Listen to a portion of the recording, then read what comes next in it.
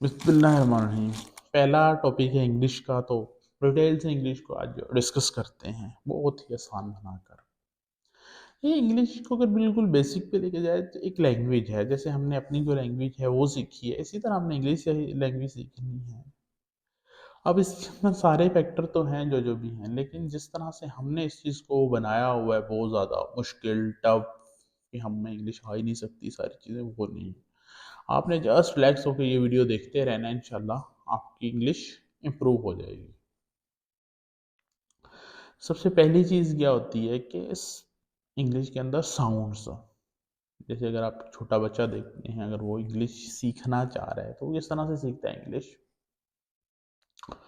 वो आवाज़ें निकालता है, ठीक है। वो साउंड्स डिफरेंट होती है, आ बा का, इस तरह से कोई ना कोई की साउंड्स होती है, ठीक है। तो अब जो इंग्लिश अगर सीखनी है तो इंग्लिश की जो साउंड्स हैं वो कितने हैं, 26 साउंड्स कह लें या उनको लेटर्स कह लें। साउंड से फिर ये है कि लेटर की तरफ हम कन्वर्ट हो जाते हैं।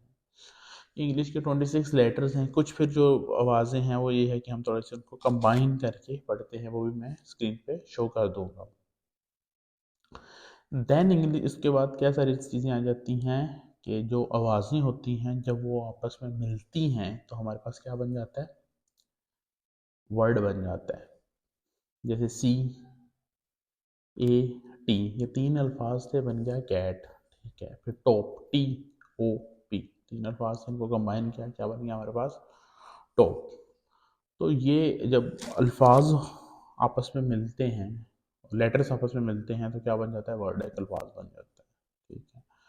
और एज इस जो लेटर आपस में मिले और एक सेंसेबल वर्ड या फिर जो मीनिंग देने वाला है कोई अल्फाज बन जाए, ऐसा कॉम्बिनेशन जो हमें मीनिंग दे, कोई सेंस दे, उसको हम कहते हैं वर्ड। जैसे मैंने बताया कैट, टॉप, ये सारी चीज़ें।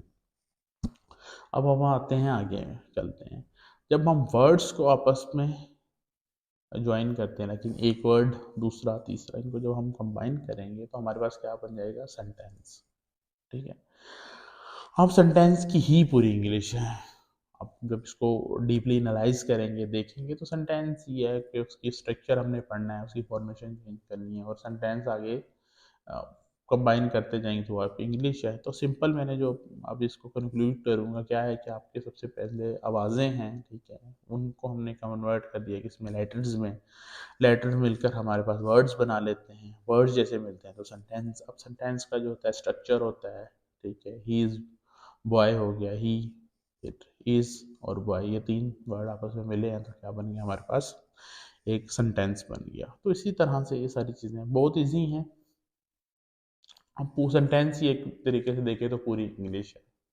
अब इसमें कोई वो चीज़ें नहीं हैं कि आप बहुत ज़्यादा डेप्थ में जाएँ, बस ये है कि जैसे मैं चलता जा रहा हूँ, समझाता जा रहा हूँ, आप इसी को मज़ीद थोड़ी सी प्रैक्टिस करते जाएँ, ज़हन नशीन रखें, तो इंशाल्लाह आपको इंग्लिश थोड़ी सी आसान लगना स्टार्ट हो जाएगी। तो सेंटेंस ही इंग्लिश है, अगर मैं आसान अल्फाजों में कहूँ। अब सेंटेंस किस तरह से बनाना है, उसका स्ट्रक्चर क्या होना है, वो पास्ट में कैसे यूज़ होगा, प्रेजेंट में कैसे होगा, फ्यूचर में कैसे होगा, तो इसमें काफ़ी सारी चीज़ें आएंगी।